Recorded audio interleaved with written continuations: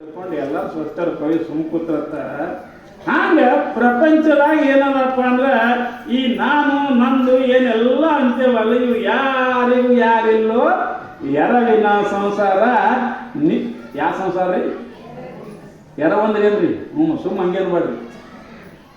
ಯಾಕಂದ್ರೆ ವಚನಗಳು ಅಂದ್ರೆ ಅದ್ರ ಅರ್ಥ ಗೊತ್ತಾಗ್ಬೇಕು ಅಂದ್ರೆ ಆನಂದ ಆಗ್ತಲಿಕ್ಕೆ ಆನಂದ ಆಗಲ್ಲ ನಿಮಗೆ ಯಾರಿಗೂ ಯಾರಿಲ್ಲೋ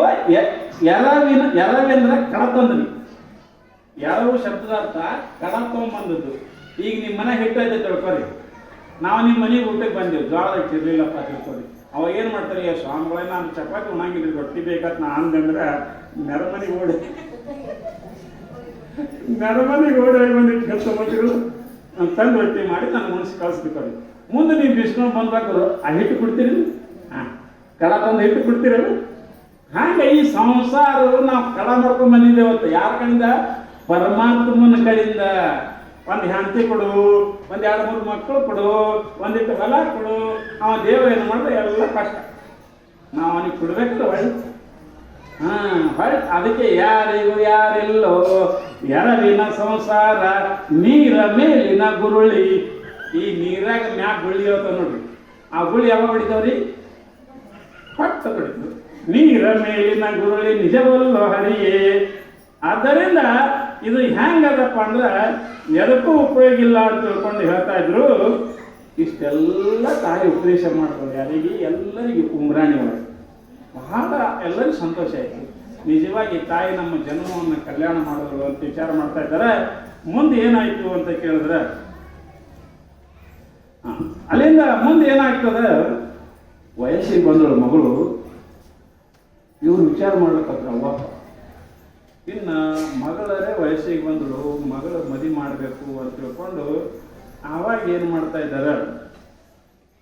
ಎಲ್ಲರೂ ವಿಚಾರ ಮಾಡ್ತಾ ಇದ್ದಾರೆ ವಿಚಾರ ಮಾಡಿದಾಗ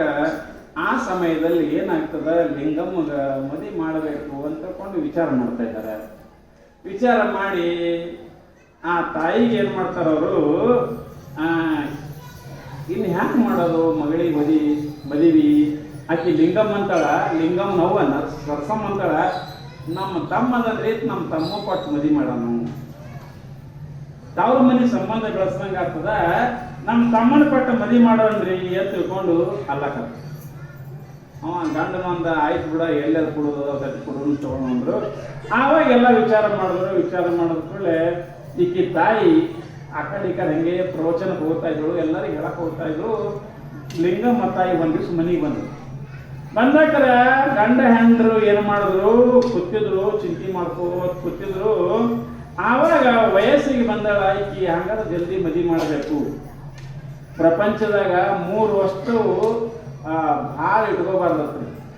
3 ವಸ್ತು ಯಾವ್ಯಾವ ಅಂದ್ರೆ ಒಂದು ಹೂವ ಒಂದು ಹಣ್ಣ ಒಂದು ಹೆಣ್ಣ ಹೂವು ಬಳತಾಗಿಟ್ರಿ ಅಂದ್ರ ಬಾಡ ಹೋಗ್ಬಿಡ್ತು ಪಟಕಿನ ಒಯ್ದು ದೇವರಿಗೆ ಏರಿಸ್ಬೇಕದು ಹೂವಿನ ನೀವು ಹಂಗೆ ನೋಡೋಣ ಚಂದ ಅನ್ಕೋತ ಕೂತ್ರೆ ಅದು ಹೀಗಾಗ್ಬಿಡ್ತು ಒಂದು ದೇವರಿಗೆ ಹಾಕ್ಬಿಟ್ಟು ಬರಲ್ಲ ಅದಕ್ಕೆ ಬರಲ್ಲ ಈಗ ಮನ್ಯಾಗ ಹಣ್ಣಿದ್ದು ಅಂದ್ರೆ ಸುಮ್ಮನೆ ನೋಡ್ಕೋತ ಕೂತ್ರಿ ಅಂದ್ರೆ ಯಾರಿಂದ ಬೆಳಿತಾವ ಪಟಕಿನ ತಿಂದು ಕೆಲಸ ಮಾಡ್ಬೇಕು ಹಂಗೆ ಇನ್ನು ಹೆಣ್ಮಕ್ಳು ನಮ್ಮ ಮನೆ ಇದ್ರು ಅಂದ್ರೆ